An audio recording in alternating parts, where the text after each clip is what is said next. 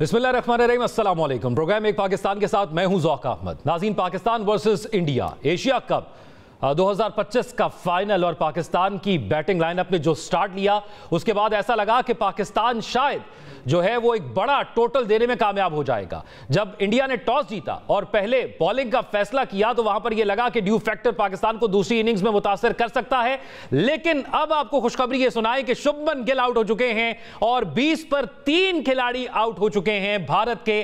पाकिस्तान की bowling lineup ने जो बांग्लादेश के खिलाफ 135 रन का लोएस्ट टोटल जो है वो सस्टेन किया था, जहां पर जीते थे, आज लग रहा है कि पाकिस्तान की जानिब से कुछ बेहतर बॉलिंग की जा रही है। कुछ नहीं बल्कि बहुत ही अच्छी बॉलिंग की जा रही है। 20 पर 3 आउट हो चुके हैं और भारतीय बैटिंग लाइनअप जो है वो हमें इस वक्त जो है वो कंफ्यूज नजर आ रही है। लेकिन जो आज पाकिस्तानी बैटिंग लाइनअप ने कर दिया उस पर भी अल्फाज कोई नहीं है। साहबजादा फरहान और उसके साथ साथ फ़खर जमान ने जो उम्दा बैटिंग की और जिस तरह साहबजादा फरहान ने उम्दा शॉट्स खेले, जिस कॉन्फिडेंस के साथ वो शॉट खेले, तो 200 की उम्मीद हमारी पक्की हो चुकी थी। लेकिन फिर ये पाकिस्तान है और पाकिस्तानी बैटिंग लाइनअप है, हमेशा की तरह वही किया जो करते हैं, लेकिन इतना बुरा कभी ना किया जो आज कर दिया। इस वक्त 3 खिलाड़ी भारत के आउट हो चुके हैं और 20 रन हैं, 4 ओवर हो चुके हैं। लेकिन पाकिस्तान की तरफ से साहबजादा फरहान ने 57 रन किए, फ़खर जमान 46 और साइम अयूब 14 रन की इनिंग्स खेली। उसके बाद फिर फोन नंबर बनता है, यानी कोई भी बैट्समैन 10 रन भी अबूर ना कर सका, डबल फिगर में भी ना आ सका। प्रोग्राम में इसी तमाम तो सूरत हाल पर बात करने के लिए हमें आज जो है वो पैनल ने ज्वाइन किया है। हमारे साथ फॉर्मर क्रिकेटर तौसीफ अहमद साहब मौजूद हैं, आमिर नज़ीर साहब फॉर्मर क्रिकेटर मौजूद हैं, खान साहब फॉर्मर क्रिकेटर, बहुत शुक्रिया आपके वक्त का। सरफराज नवाज साहब हमें थोड़ी देर में ज्वाइन करेंगे। हमारे रिपोर्टर्स किरण खान इस्लामाबाद से और राना वहीद लाहौर से हमें ताज़ा तरीन सूरत हाल के हवाले से आगाह करेंगे। तौसीफ साहब, आपसे आगाज़ करूँगा, ये फरमाइएगा, तौसीफ साहब से भी जानेंगे। अज़हर साहब, मैं अभी तो उम्मीद जाग गई है। पहली इनिंग्स के बाद यकीन मानिए एक ऐसी बॉल नहीं जो छोड़ी हो, जो ना देखी हो, और हर बॉल पे दुआ की। मैं और हमारे प्रोड्यूसर तारिक खान साहब दोनों क्रिकेट लवर हैं तो एंजॉय किया। जैसी बॉलिंग कर रहे हैं, बहुत उम्दा बॉलिंग कर रहे हैं। योर वर्ड्स ऑन इट, फिर बारी बारी सब चीज़ें बोलते हैं।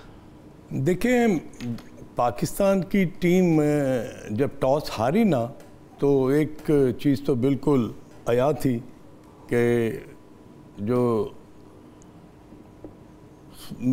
उन्होंने टॉस जीत कर ना, ये कभी भी नहीं खुद बैटिंग करनी बल्कि पाकिस्तान को बैटिंग की वो दावत देंगी। उसकी वजह ये थी कि अगर आपने पिच रिपोर्ट देखी हो तो उसमें बता रहे थे कि बहुत ड्राई पिच है और ये स्पिनर्स को मदद देगी। अब अगर आप मौजना करें कि हमें जो स्टार्ट मिला, that was a wonderful start in T20 cricket. इससे बेहतर आपको 9.4 ओवरों में आपको ऑलमोस्ट 90+ रन्स थे। इससे क्या जाहिर हुआ, और एक खिलाड़ी आउट था, कि इतने अच्छे स्टार्ट के बाद आप ला मोहल्ला जो है ना 180-190 रन्स को ना आप टारगेट करेंगे, और वो कोई इतना बड़ा कोई इज़्दिहाम नहीं था कि वो नहीं हो सकता। वो आपके सामने आपने देखा कि तमाम आपके जो टॉप प्लेयर्स थे, 3 जो थे, जिसमें I think Sahibzada Farhan has amply proved that he is a batter of very strong nerves actually, और उसकी जो सिचुएशन पर उसने जिस तरह की हिटिंग की है ना, that was marvelous, clean hitting। एक ये एक्स्ट्रा कवर के ऊपर से मारा, मिड विकेट के ऊपर से मारा, फिर एक्स्ट्रा कवर के ऊपर से मारा, फिर उसने स्लॉग स्वीप जो है वो मारी। इससे जाहिर होता है कि वो तमाम जो एरियाज था ना उसको वो मल्टीप्लाई कर रहा था। अच्छा, वैसे मुझे ना साहबजादा फरहान क्योंकि PSL से दोबारा टीम में शामिल हुआ, इतनी उम्मीद नहीं थी जितना इंडिया के खिलाफ खास तौर पर। पहले मैच में भी बहुत अच्छा खेला और इस मैच में भी जिस तरह बुमराह को खेला। ये मैं ज़ौक आपको बताऊं कि this shows the quality of a player के असल तो ये प्रेशर में देखिए ना, आप इंडिया का प्रेशर और फिर क्राउड का प्रेशर, और फिर ये कि आपने एक्सेल करना है, परफॉर्म करना है, रन्स करने हैं।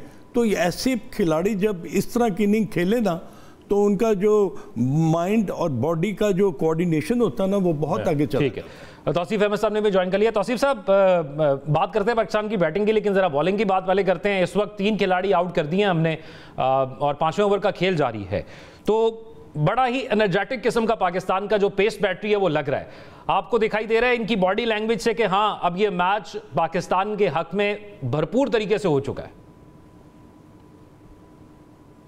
पहले तो अजहर भाई को मेरा सलाम। काफी वालेकुम अस्सलाम। एक बात कर रहे हैं, सुन मैंने, आपने ठीक जरूर कहा है और हम इस वक्त पोजीशन में आ गए। और पहले भी मैंने किसी से बात करते हुए ये कहा था कि अभिषेक इस वक्त वो सारा 6 ओवर में गेम खत्म कर देते। कल तौसीफ साहब हमारे प्रोग्राम में बैठ के आपने जो जिक्र किया था, सॉरी टू कट यू, कल जो आपने हमारे प्रोग्राम में ही बैठकर जिक्र किया था कि इस जगह बॉल करानी और अभिषेक आउट हो जाएगा, और आज सेम वैसे ही हुआ।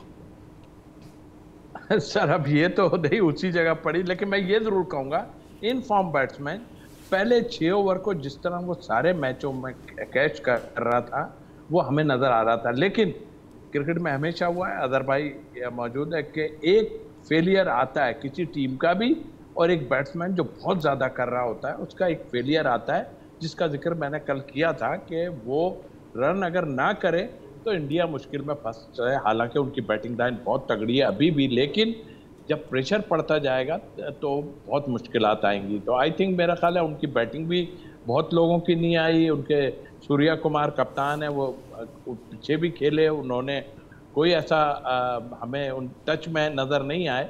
और अब यही है कि थोड़ा सा स्पिनर्स का अब काम है। जाहिर है आपके शाहीन ने जो है वो विकेट्स आपके ले दिए।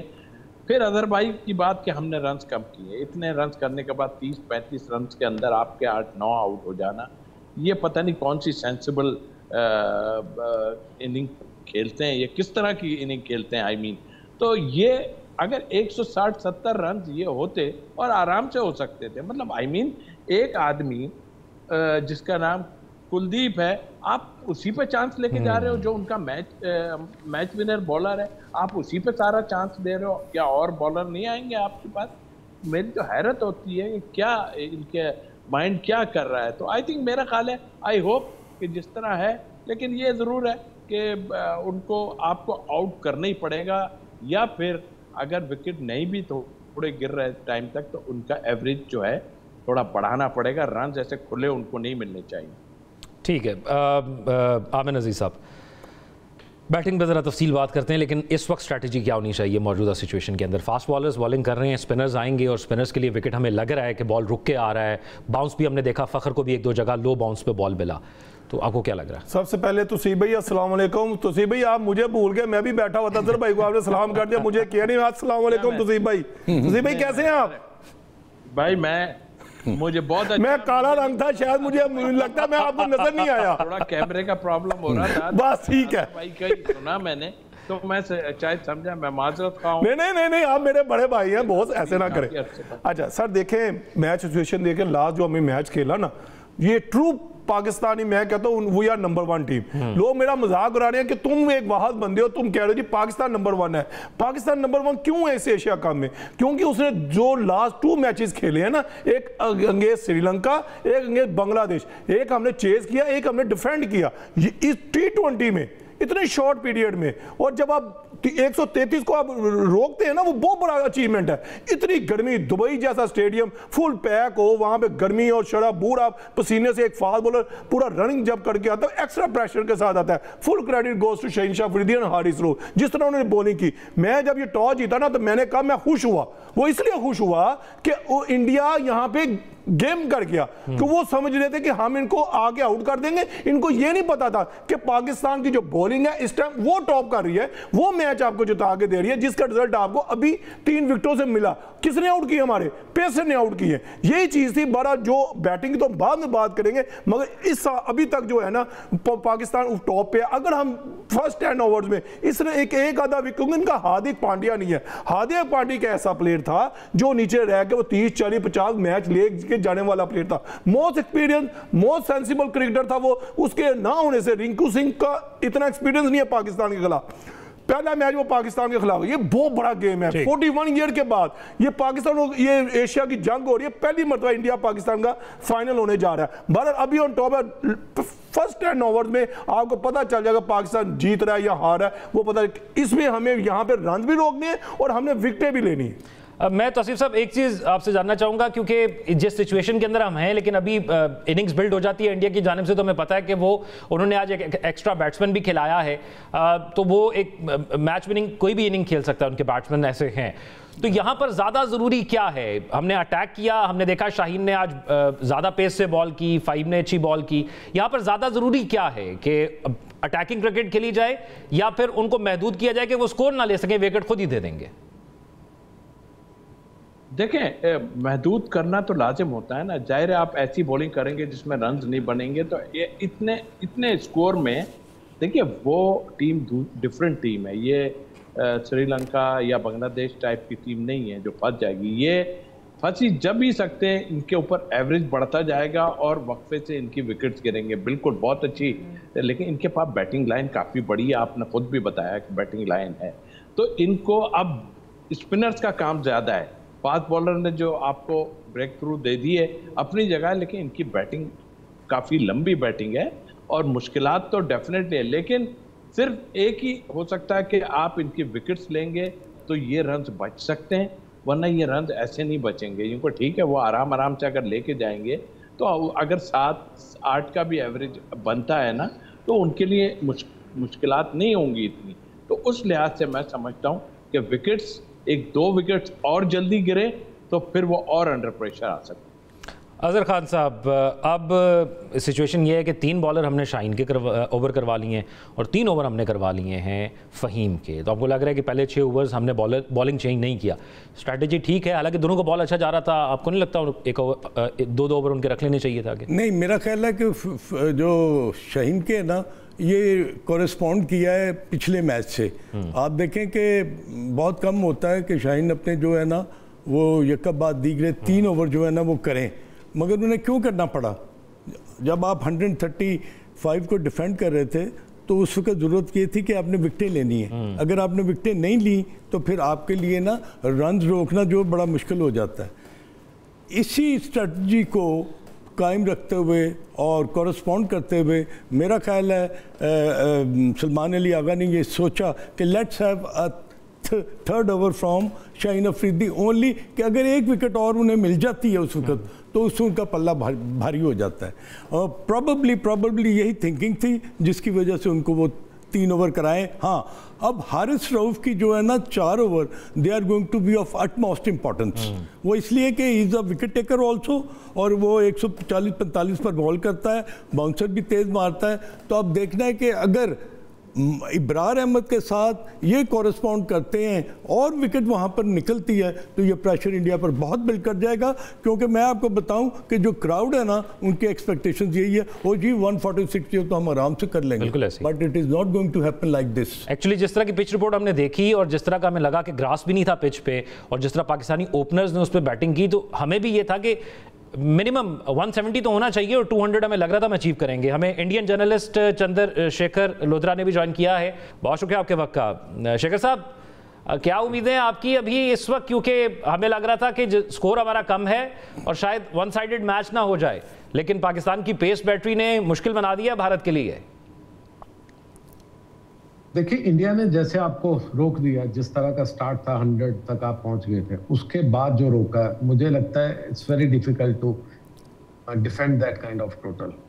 अब 3 विकेट ले गए, लेकिन मैं आईपीएल की परफॉर्मेंसेस पे कह रहा हूँ कि हमारी जो बैटिंग लाइन है पहले तो बहुत ही डीप है, और सेकंड जो दूसरे ही अभी भी जो प्लेयर खेल रहे हैं, तिलक खेल रहे हैं, संजू सैमसंग है, रिंकू आएंगे, मैंने जितने भी, हार्दिक के ना होना इस डेफिनेटली एक शॉर्टकमिंग है, लेकिन ओवरऑल हमारी बैटिंग की प्रॉब्लम नहीं है। The only way to defeat India to get them out, अगर आप ऑल आउट कर देंगे, आप रोक देंगे पूरी तरह से, वही एक तरीका है। अदरवाइज अगर हम 20 ओवर खेल रहे हैं, हम 20वें ओवर में भी निकाल कर ले जाएंगे, चाहे कितनी भी मुश्किलात हो। उसका रीजन यही है कि हमें इतना एक्सपीरियंस है हमारे प्लेयर्स को, ये जितने भी प्लेयर्स खेल रहे हैं, इसकी यंग उस पे मत जाइए जनरेशन पे। आप ये देखिए, इन्होंने आईपीएल के बड़े बड़े मैचेस बड़े बड़े प्लेयर्स के साथ खेल करके, और रिंकू सिंह को कभी मत भूलिएगा, एक मैच इन्होंने निकाल दिया था लास्ट में, 30 कितने रन चाहिए थे, 5 छक्के मार दिए थे, तो लगातार 5 छक्के मार के मैच निकाल दिया था। तो कमाल के, मैं ऐसा कुछ नहीं कि प्रेशर है, लेकिन हाँ आपके बॉलर्स को मैं कहूंगा सैल्यूट करूंगा, इतने कम टोटल को डिफेंड करने के लिए जिस तरह से बॉल किया, कमाल किया। और फील्डिंग अभी तक वर्ल्ड क्लास फील्डिंग आपकी। अभी आमिर नज़ीर साहब, बात ये है कि पाकिस्तानी बॉलर्स ये कर तो रहे हैं, लेकिन आपको लगता है कि अब साइम अयूब आज कोई वाइटल रोल प्ले कर पाएंगे? जिस तरह की हमें देखा था सेकंड इनिंग्स में खास तौर पर पिच उस तरह बिहेव नहीं कर रही, तो क्या ये स्पिनर्स के लिए बेहतर होगी? अभी पाकिस्तानी स्पिन शुरू हो चुकी है। देखिए, अगर आप लास्ट मैच की बात कर लेना, साइम अयूब से रन्स नहीं हुए थे। आप देखें कि पहले जो हम श्रीलंका के अगेंस्ट खेले थे उस वक्त साइम से ओवर नहीं करवाया गया। ये बहुत बड़ा क्वेश्चन मार्क है कि आप सम टाइम नवाज को ओवर नहीं करवाते, हुसैन तलत को ओवर नहीं करवाते, फिर आप ऑलराउंडर की डेफिनेशन क्या है, अजहर भाई ज़्यादा अच्छी तरह बताएंगे कि किस तरह आप ऑलराउंडर का काम है कि 20-25 रन के नीचे से आगे 2-3 विकेट ये होता है उसका किरदार। आप ये देखें, साइम अयूब ने लास्ट मैच में 4 ओवर में 16 रन देके 2 विकेट लिए थे क्रूशियल स्टेज के ऊपर आके। अभी भी साइम अयूब से मेरी होप है, अगर वो आगे बॉल जो उसने बॉल सीखी है कैरम बॉल, वो अनप्लेबल होता है। आप उसके ऊपर हमें चांस लेना चाहिए और मुझे उम्मीद यही है कि इब्रार के साथ साइम अयूब, जैसे अजहर भाई ने बिल्कुल सही कहा, ये कॉम्बिनेशन अगर आ जाता है और ये हारिस रऊफ का अगर वहां पे आगे वाइटल 1-2 विकेट लेते, देखिए अभी एक्सपीरियंस खेल रहा है। एक्सपीरियंस कौन है? संजू सैमसन। ये संजू सैमसन आज का प्लेयर नहीं है, काफी पुराना प्लेयर है। जब का आईपीएल शुरू उस वक्त खेल रहा है, इसको एक्सपीरियंस है, इसको मैच को लेके जाना आता है। मगर यही बात है कि यहाँ पे पाकिस्तान के कैप्टनसी का रोल है, जैसे कोच का रोल है कि वहां पे उनको प्लान भी दिया हुआ, विकेट टू विकेट बॉल करनी है, वेवर बॉलिंग नहीं करनी। अगर हम इस तरह काम करते हैं और हम रन रोकेंगे ना, तो वो ऑटोमेटिक जो है ना हमारे बॉलर विकेट ले लेंगे। अगर हम वेवर बॉलिंग करेंगे और फुल टॉस करेंगे, कोई प्लान के मुताबिक नहीं करेंगे, तो पाकिस्तान को मुश्किलात हो सकती है। यानी आप कहते हैं जैसे बैटिंग की अगर वैसे ही बॉलिंग करेंगे तो फिर प्लान कोई नज़र नहीं आएगा। 146 छोटा टोटल लग रहा है, और जब कोई चेस कर रहा है तो उसके माइंड में ये हो कि यार ये 146 है, हम इस पे पहुंच सकते हैं। कितना मुश्किल हो जाएगा बॉलर्स के लिए इन बैट्समैन को सेटल होने से बचाना या ना होने देना। देखिए, जब आप पावर प्ले में ना, अब आप अगर 3 खिलाड़ी आउट कर लेते हैं और 6 ओवर भी नहीं होते, तो प्रेशर जो है ना वो आप बियर करते हैं। ओह, अभी तो मेरे रन्स भी नहीं हुए और 3 आउट भी हो गए हैं, अभी पावर प्ले भी नहीं ख़त्म हुआ। तो ये चीज़ लामहला जो है ना वो बैटिंग साइड के माइंड में ज़रूर आती है। अब इसको कप्तानी क्या होती है? कप्तानी ये होती है कि जहाँ पर स्पिनर्स का, जैसे आमिर ने बात की ना, इसे ये बड़ा इंपॉर्टेंट रोल होगा। इब्रार का जो है ना इस वक्त ठीक है, वो रन्स नहीं दे रहा, उसका इकॉनमी रेट इज़ वंडरफुल, मगर विकेट जब तक आप नहीं ना लेंगे तो किसी वक्त भी 2 या 3 ओवरों में ना बड़ी स्ट्रॉन्ग 8 आउट इंडिया की तरफ से स्पिनर्स ने किए हैं, 2 बुमराह ने किए। एग्जैक्टली। और आप देखें कि इसलिए ये ज़रूरी होगा कि नवाज क्या लेफ्ट हैंडेड के अगेंस्ट बॉलिंग करेगा, that has to be seen. Nawaz ने ओवर कर लिया, एक कर लिया ओवर, ठीक है। अब मैं ये समझता हूं कि अगर ये साइम को बॉलिंग नहीं कराएंगे तो that is a little bit surprising for me, क्योंकि he is a wicket taker. आप देखें कि वो दूसरे बॉलरों से पहले इब्रार को अगर वो हिट नहीं मारते और सिंगल्स पर वो रखते हैं, मगर इसको वो समझते हैं कि ये बैट बॉल करेगा, हम इसको बड़ी हिट मारेंगे। उसमें जब उसका अच्छा बॉल, कैरम बॉल या उसका ऑफ कटर या उसका इन कटर जो आता है ना, वो विकेट लेता है। तो I think wicket is going to be very important jock. अच्छा शेखर साहब, बुमराह जो इस टूर्नामेंट से पहले हमने देखा, इस टूर्नामेंट में हमें वो बुमराह नजर नहीं आए और पाकिस्तान ने उनको बहुत अच्छे तरीके से खेला। आपको क्या लगता है कि कहां पर खास तौर पर बुमराह के हवाले से जो है वो वीक पॉइंट रहा कि वो परफॉर्मेंस इंडिया को नहीं दे पाए? मुझे लग रहा है कोई इंजरी कैरी ना कर रहे हो, कोई निगल, कोई इंजरी कैरी ना कर रहे हो, क्योंकि ये वो बुमराह नहीं है। आप बिल्कुल ठीक कह रहे हैं। और वो बुमराह को इससे पहले भी आपके प्लेयर्स ने उनको अच्छे से खेला था, वी में खेलते हुए पिछले मैच में भी शुरू में नेगोशिएट किया था, इसमें भी और बाकी गेम्स में बुमराह को इसलिए रेस्ट भी दिया गया था जो लास्ट गेम हम श्रीलंका के अगेंस्ट खेले थे।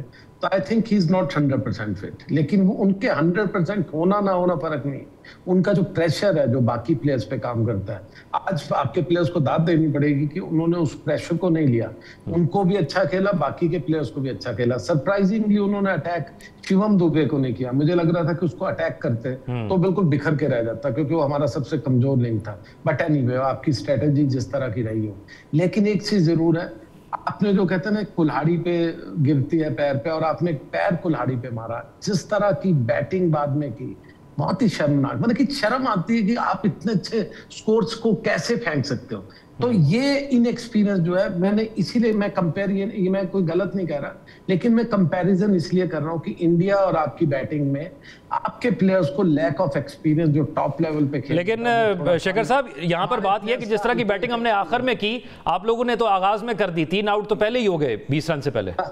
देखिए मैंने क्या कहा, ये आपको अपना लेवल उठाना पड़ेगा और हमें अपना गिराना पड़ेगा अगर आपको जीतना। बड़ा सिंपल है। हमारी टीम कागजों पर, पिछले रिकॉर्ड्स पर, अभी रिसेंट रिकॉर्ड्स है, हम बहुत ऊपर हैं। हम वर्ल्ड नंबर 1 है, आप वर्ल्ड नंबर 8 है। मैं तो हमेशा ही मानता हूँ cricket is a great. World number 1 sir किसको कह रहे हैं? मुझे सबसे ज्यादा वर्ल्ड कप पता किसने जीते हुए? ऑस्ट्रेलिया ने। चैंपियन ट्रॉफी किसने ज्यादा जीती है? ऑस्ट्रेलिया ने। WCL किसने जीता हुआ है? ऑस्ट्रेलिया ने। मैं तो नहीं मानता इंडिया को नंबर 1। मैं कहता हूँ नंबर 1 टीम ऑस्ट्रेलिया है। जो स्टैट बताते हमेशा किस पे नहीं, पहले आप बोले, आप उनसे जवाब लीजिएगा। उन्होंने कहा जी नंबर 1 तो ऑस्ट्रेलिया है जिसने ज्यादा वर्ल्ड कप जीते हैं, जिसने चैंपियन ट्रॉफी जीती है, जो WC फाइनल जीता, उन्होंने लोहा मनवाया। मैं नहीं मानता इंडिया को नंबर 1। ये नंबर पता क्यों किसको नंबर 1 कह रहे हैं? IPL को। बस IPL में जो शोशा दिखाते हैं 2.5 तो 3 तो अपनी मर्जी की पिक्चर बना के, अपनी मर्जी का फाइल डालके, छोटी ग्राउंड करके, इस तरह का शोशा नंबर 1 है। मगर मैं मानता हूं ऑस्ट्रेलिया नंबर 1 है। एशिया की जो टॉप टीम है ना, वो पाकिस्तान है। अच्छा शेखर साहब, बात कंप्लीट कीजिएगा, फिर हम ब्रेक की तरफ जाएंगे। आपने एक्चुअली खुद हवाला दे दिया था IPL का, आपने एग्जांपल दी कि हमारे ये प्लेयर्स IPL में बहुत अच्छा खेलते हैं, तो वो तो हमारे प्लेयर भी PSL में अच्छा खेलते हैं। सुनिए, मैं आपको यही कह रहा हूँ, आपने शायद ठीक से मुझे सुना नहीं। हम वर्ल्ड रैंकिंग में नंबर 1 है अभी, हम करंट वर्ल्ड चैंपियन है। मैं इसकी बात कर रहा हूँ। आप अगर हिस्ट्री में जाएंगे तो पाकिस्तान भी कभी नंबर 1 था। हमने तो कहा ही नहीं है कभी इतना एग्रेसिव। नहीं, मैं इसीलिए कह रहा हूँ कि मैं प्योरली रैंकिंग की बात कर रहा हूँ। मैं IPL के एक्सपीरियंस की बात कर रहा हूँ। मैं PSL का क्या लेवल है आप भी जानते हैं और मैं भी जानता हूँ। मैं इस चीज में मैं कोई लड़ने के लिए यहाँ नहीं आया। मैं एक purely current form, current ranking में उस पर जा रहा हूं कि हमारी टीम कागजों पर बहुत अच्छी है और रिसेंट परफॉर्मेंसेस में भी हमारी टीम बहुत अच्छी है। सभी को हमने हराया है। फील्डिंग बड़ी इंपॉर्टेंट होगी। हमने एक रन आउट छोड़ा है और अभी सैमसंग का कैच छोड़ा है। Oh my God. और सैमसंग में आपको बता दूं, मुझे मालूम नहीं, जैसे आपके एक पैनलिस्ट भी, मेरे को पैनलिस्ट कह रहे थे कि सैमसंग आज का नहीं है, जब से IPL शुरू हुआ है। और मेरे हिसाब से सैमसंग को अगर राइट टाइम पे चांस मिला होता, उस वक्त पे चांस नहीं दिया। उनकी लॉबीज अलग है, वो जिस स्टेट से आते हैं उनकी कोई ज्यादा चलती नहीं है। अदरवाइज सैमसंग आज के हमारे रॉक स्टार होते, कप्तान भी हो सकते थे। लेकिन ओवरऑल मुझे लगता है सैमसंग का रहना वहां पर खतरे की बात होगी पाकिस्तान के लिए। एक ब्रेक की तरफ में जाना है, लेकिन ब्रेक के बाद वापस आएंगे तो फिर पाकिस्तान की बैटिंग लाइनअप की जरा बात करेंगे। लेकिन कैचेस विन मैचेस होता है और ये कैच बड़ा आसान था। हुसैन तलत तो ये कैच करना चाहिए था। फिर इससे पहले हमने देखा कि एक रन आउट भी हमने मिस किया। तो बॉलिंग हमारी अच्छी हो रही है, लेकिन हमें फील्डिंग भी उसी तरह अच्छी करनी होगी ताकि फिर हमें वो नताइज भी मिल सके। एक ब्रेक के बाद वापस आएंगे तो फिर इसी गुफ्तगू को आगे बढ़ाएंगे। Stay with us. ब्रेक के बाद खुशामदीद। और पाकिस्तान को चाहिए एक और ब्रेक थ्रू ताकि पाकिस्तान मैच के अंदर वापस आ सके। अजहर खान साहब, कैच छोड़ा हमने और बड़ा क्रूशल था, सैमसंग का कैच था। कितना ज़रूरी है यहाँ पर अपने आप को टैक्ट रखना, क्योंकि प्रेशर बहुत है और हमें पता है कि 10 ओवरों में 60 अगर उन्होंने कर लिया है तो आगे कोई इतना बड़ा टारगेट नहीं रहा। कप्तान की क्या जिम्मेदारी बनती है, बाकी लोगों की क्या जिम्मेदारी बनती है इस वक्त? ज़ौक देखिए, इसमें 2 चीज़ें हैं। एक तो आपने 146 को डिफेंड करना है। 146 को जब आप डिफेंड करने जाएंगे ना, तो आपको जो कैचेज़ है ना, अभी आपने कहा विन मैचेस, उसमें कोई 2 राय नहीं है। आपको इजी कैचेस को तो बड़े आराम से लेना चाहिए। हालांकि पाकिस्तान की टीम ने फील्डिंग इतनी बुरी नहीं की पिछले मैच टूर्नामेंट में बुरी नहीं की। यू नो, लास्ट मैच में दे फील्डेड ब्रिलियंटली। लेकिन इंडिया ने आज फील्डिंग अच्छी की, पिछले मैचेस में नहीं अच्छी की। जी एग्जैक्टली, 12 कैचेस छोड़े थे उन्होंने लास्ट 2 मैचेस में। बिल्कुल। पाकिस्तान को देखें, 146 को डिफेंड करने में या जो टीम उसको अचीव करना चाह रही है, फ़र्क क्या है? फ़र्क ये है कि एक भी पार्टनरशिप अगर अच्छी बिल्ड की ना 60-70 की, तो वो टारगेट फिर बहुत नीचे आ जाता है। तो I think that is what is required कि कैचेस इनको लेने पड़ेंगे। बहुत ही straight forward and simple catch Hussain Talat ने छोड़ा। ये this is called the pressure. और ये प्रेशर क्राउड का भी होता है। आपने परफॉर्म ना किया और रन ना किए, उसका भी प्रेशर होता है। तो इन माय ओपिनियन अगर आप कैचेस नहीं करेंगे तो फिर आपके लिए मैच जीतना बड़ा मुश्किल होगा। आमिर साहब, आप ज़रा बात करते हैं पाकिस्तान की बैटिंग की। साहबजादा फरहान आउटस्टैंडिंग, आज उन्होंने अपने फैंस इंक्रीज़ कर लिया ऑल ओवर द वर्ल्ड जो शॉट्स उन्होंने खेले। Fakhar was playing brilliant, Saim Ayub ने 14 किया। ये हारिस ने क्या शॉट खेला? सलमान अली आगा और हारिस दोनों को इकट्ठा ही ज़रा बात कर लें। नहीं देखें, सबसे पहले आपने सादा फरहान की बात की ना, credit goes to Pakistan cricket board domestic पे जाता हुआ इस वजह से जाता है, ये वाहद एक बच्चा है कंटिन्यूसली जो 5-6 साल से परफॉर्म करता हुआ आ रहा है, डो नो करता रहा है, मगर उसने अपनी हिम्मत नहीं छोड़ी। और जैसे केपी जैसे इलाके में जाके खेलना इतने हैवी एटमॉस्फेयर में, इस बच्चे को शाबाश देनी चाहिए। ये सारा क्रेडिट पीसीबी डोमेस्टिक है कि इस बच्चे ने प्रूव किया कि एनी काइंड ऑफ किच हो, एनी वर्ल्ड क्लास बॉलर हो, उसने अपनी क्लास शो करवाई है। देखें अभी ये इसके 25-26 T20 मैचेस हुए हैं। मैं देखता हूं अगर आने वाले वक्त में जैसा ये पावर हिटर है, थोड़ा सा इसको अपने फुटवर्क पे काम करना पड़ेगा। आप अगर बात करें ना हारिस की, सलमान अली आगा की, हुसैन तलत की, अजहर भाई से अच्छा कोई नहीं आप क्योंकि अपने वक्त के बेस्ट बैटर रहे हैं। मैं ये कहूंगा कि इस पूरे टूर्नामेंट में मैं एक बंदे की मैं नहीं कहूंगा ये अच्छा है, ओवरऑल जो हम देखा जाए 6-7 बैटर, या कभी मैंने जिंदगी में इतने ऑलराउंडर ही टीम में देखे। Faheem Ashraf allrounder, Nawaz allrounder, Hussain Talat allrounder, ठीक है, फिर जनाब आपका वो साइम अयूब को ऑलराउंडर लेके जा रहे हो। इतने ऑलराउंडर के बावजूद भी आप देखो इतनी लंबी बैटिंग लाइनअप हो थ्रू आउट पूरा टूर्नामेंट, आप सारे नाकाम रहे हैं। मैं किसी को एक शाबाश कैसे दे सकता हूँ? जहां हमें जरूरत थी वहां हमने रन। आज कितना अच्छा स्टार्ट मिला आपको, अच्छा स्टार्ट मिला, एक होप पैदा हुई, विकेट नहीं था, 85 for 1, 9 ओवर्स। उसके बाद 11 ओवर्स में आप देख लें पूरे 10 प्लेयर आपके आउट होते हैं। वहां पे बैटिंग कैसी होनी चाहिए थी? प्लान बी क्या था कि जहां हमारी 1-2 को विकेट गिरती तो हमें क्या था, फ़हीम अशरफ को भेजना चाहिए था, मोहम्मद नवाज को भेजना चाहिए, सलमान अली अगर जब आया, हुसैन तलत आया, वहां पर हम मैच जो ना वो लूज कर चुके थे। प्री प्लान आपको लगता था कि पहले से सोच के आए? नहीं, शॉट की बात नहीं है। जब आप रन्स नहीं ना बनाएंगे और आप उन्हें जब रन्स नहीं बनाएंगे तो आप प्रेशर खुद ही बैटर के ऊपर आता है। वो सिर्फ नीड था रन्स, नहीं बना सके हम, रन्स भी नहीं बना सके और विकेट भी जो था ना हम लूज करते गए। मैं अगर ओवरऑल देखूं इस मैच में और पूरे एशिया कप के बैटिंग लाइन में, totally flop all batsman. Shekhar साहब, हमने नॉर्मली देखा नहीं कि जो कोचेस जो है ना वो ग्राउंड पर आए। हमने देखा कि जब पाकिस्तान की बैटिंग चल रही थी तब भी हमने देखा पाकिस्तानी कोच भी ग्राउंड पर आए, अभी गौतम गंभीर भी ग्राउंड पर अभी नजर आए। तो प्रेशर तो अब बहुत ज़्यादा है। इस प्रेशर को आपको लगता है कि भारत बेहतर हैंडल पहले मैचेस में तो किया, यहाँ से भी आगे लेकर चलेगा? देखिए, गौतम गंभीर कोई कोच नहीं है, पहली बात तो मैं आपको और आपके देखने वालों को बता दूं। वो एक अच्छे प्लेयर थे और वो एक पॉलिटिकल पार्टी के नुमाइंदे हैं। उन्होंने अपनी गली मोहल्ले की कोई भी टीम, दिल्ली से वो भी है, जब वो 12-14 साल के थे मैं तब से उनको कवर करता हूँ, और आज तक उन्होंने गली मोहल्ले की टीम को भी कोच नहीं किया। वो मेंटर थे केकेआर टीम के, आईपीएल के। तो उनको ये जो गद्दी मिली, ये कोई ऐसा नहीं कि उन्होंने बड़े आउटस्टैंडिंग कोई कोचिंग या उन्होंने कोई कोर्स किया। उनको इसलिए मिली कि उनका मेंबर ऑफ पार्लियामेंट थे और वहाँ से उनकी नौकरी गई, वहाँ से उनको हटा दिया गया क्योंकि वहाँ भी काम तो करते नहीं थे, क्योंकि अमीर आदमी है, बहुत अमीर फैमिली से हैं, तो इनके नाक पे ना मक्खी भी बैठने नहीं देते, सबसे लड़ लेते हैं, किसी के पीछे लेकर भागते हैं, किसी को गाली गलौज कर देते हैं। विराट कोहली और इन्होंने जिंदगी में कभी बात नहीं की, क्योंकि ये सीनियर थे, वो जूनियर, उनसे भी लड़ लेते हैं, खैर सबसे लड़ते थे। तो इनको ये काम मिला जब पहली नौकरी गई मेंबर ऑफ पार्लियामेंट की, क्योंकि बिजी तो रखना था इनको जो हमारी हुकूमत है। तो उन्होंने कहा कि बेटा अब तू जाओ, एक हमारा पहले ही बेटा है वहां पर, पहले बीसीसीआई का सेक्रेटरी था, अब आईसीसी का चीफ है, अब दूसरा बेटा तू यहाँ पर टीम को संभाल, इसका पूरा का पूरा पॉलिटिसाइज करना है इस टीम को। और मैं इसीलिए बार बार ये कहता हूँ कि Surya Kumar Yadav is just a pawn, वो एक शतरंज के छोटे से प्यादे हैं, उनको कटवाया जा रहा है। वो इतने कोई बड़े प्लेयर नहीं है, वो ना ब्रायन लारा है, ना सचिन तेंदुलकर, ना इंजमाम उल हक, ना कोई और। वो एक बहुत छोटे प्लेयर है, एक फॉर्मेट खेलते हैं। उनको कप्तानी क्यों मिली मुझे नहीं मालूम, उनकी परफॉर्मेंसेस बहुत अच्छी थी, मैं मानता हूँ, लेकिन वो कप्तानी मटेरियल थे या नहीं, I have my own doubts. उनको जब मिली तो शायद इसी वजह से, क्योंकि एक को वहां घुसा दिया था उन्होंने चीफ कोच और दूसरा कप्तान, ऐसा जो इन्होंने यहाँ पर किया, जिस तरह से पॉलिटिसाइज किया, जिस तरह से सर झुकाया एक क्रिकेटर का और हमारी टीम का। मैं तो बहुत क्लियर हूँ इस मामले में, मेरी टीम के कप्तान ऐसे नहीं हो सकते। And cricket is a great leveller. मैं अभी भी चाहता हूँ, मैं आपसे हर चीज में बात करने को यही कह रहा हूँ कि इंडिया जीतेगा, इंडिया के पास बहुत बड़ी डेप्थ है, लेकिन सूर्य कुमार यादव का जो जल्दी आउट होना, it's a great cricket, is a great leveller. Cricket ने उनको बिल्कुल सही लेवल पर ले आया कि बेटा क्रिकेट खेल, ये सब बकवासबाजी तो बाकी लोग सियासत वाले करते रहेंगे। तो मुझे लगता है क्रिकेट ने अपना रंग दिखाया एंड होपफुली वी विल।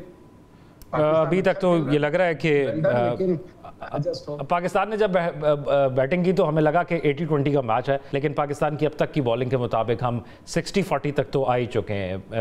हमारे साथ भारतीय सहाफ़ी चंद्रशेखर मौजूद थे। बहुत शुक्रिया आपके वक्त शेखर साहब। एक ब्रेक की तरफ चलते हैं, ब्रेक के वापस आएंगे तो फिर ज़रा आज़र साहब से जानेंगे पाकिस्तान की बैटिंग लाइनअप में क्या खामियाँ रही और हमारे पास क्या मिडल ऑर्डर के लिए रिप्लेसमेंट है भी या नहीं, इस पर भी बात करेंगे। Stay with us. ब्रेक के बाद खुशामदीद नाज़रीन। पाकिस्तान की जानिब से बॉलिंग अच्छी कराई जा रही है। नफीतुल्ली बॉलिंग है, एक कैच फील्डिंग में छूटा लेकिन सैमसन को आउट कर लिया गया है और इस वक्त तकरीबन इंडिया को 10 की एवरेज से ये चेज़ करने के लिए स्कोर चाहिए। जिस तरह की पिच लग रही थी उस तरह पिच बिहेव नहीं कर रही। ये अभी आप देख सकते हैं कि ये एक रन आउट की अपील की गई है। देखना ये है कि हारिस से ये बॉल कैरी हुआ है या नहीं, और ऐसा लग रहा है कि शायद आउट हो गया है, लेकिन नहीं, नॉट आउट नज़र आ रहा है। हमें सरफराज नवाज साहब ने भी ज्वाइन कर लिया। सरफराज नवाज साहब शुक्रिया। अजहर खान साहब भी हमारे साथ मौजूद हैं स्टूडियोज़ में। सरफराज नवाज साहब से भी जो है वो जानेंगे। अजहर साहब ज़रा मैच पे कमेंट करते हैं। इस टाइम हम जो है वो क्रिकेट को देख के धड़कते हैं, हमारी सांसें रुकी हुई हैं। You have been in these situations.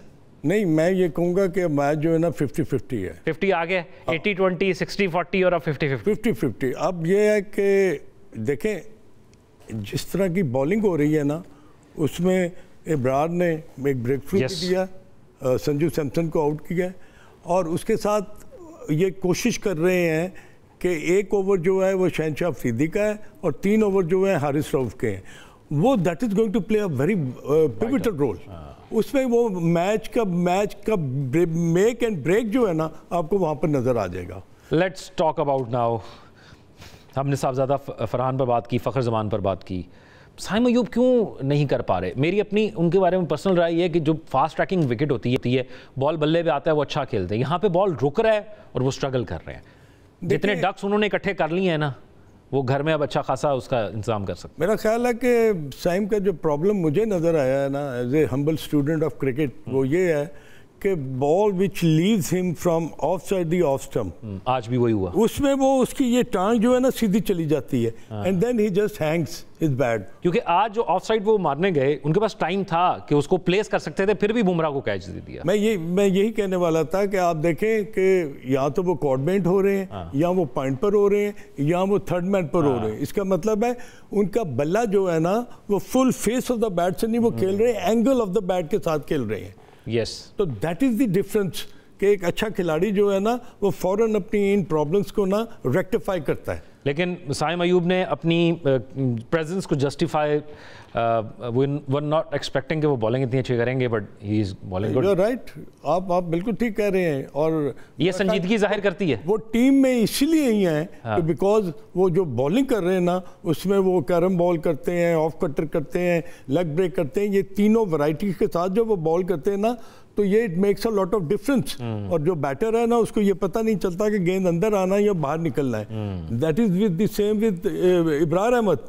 तो मेरा ख्याल है कि ये दोनों का जो कॉम्बिनेशन था ना, और आप देखें कि नवाज से सिर्फ 1 ओवर करवाया गया अभी तक, और प्रोबेबली इसलिए उसको दूसरा ओवर नहीं करवाया कि 2 लेफ्ट हैंडेड बैटर्स जब बैटिंग कर रहे हो ना तो उनके लिए जो गेंद अंदर आता है ना वो स्विंग ऑफ द बैट पर उसको खेलना आसान होता है, और अगर अच्छा टाइम किया हो तो वो चौका और छक्का भी हो सकता है। अभी क्योंकि दोनों लेफ्ट हैंडेड बैट्समैन हैं, यहाँ पर शाहीन का 1 ओवर है और जैसे आपने जिक्र किया हारिस का है। हारिस की पेस ज़्यादा अच्छी है लेकिन लाइन एंड लेंथ हमें डाउट में रहती है।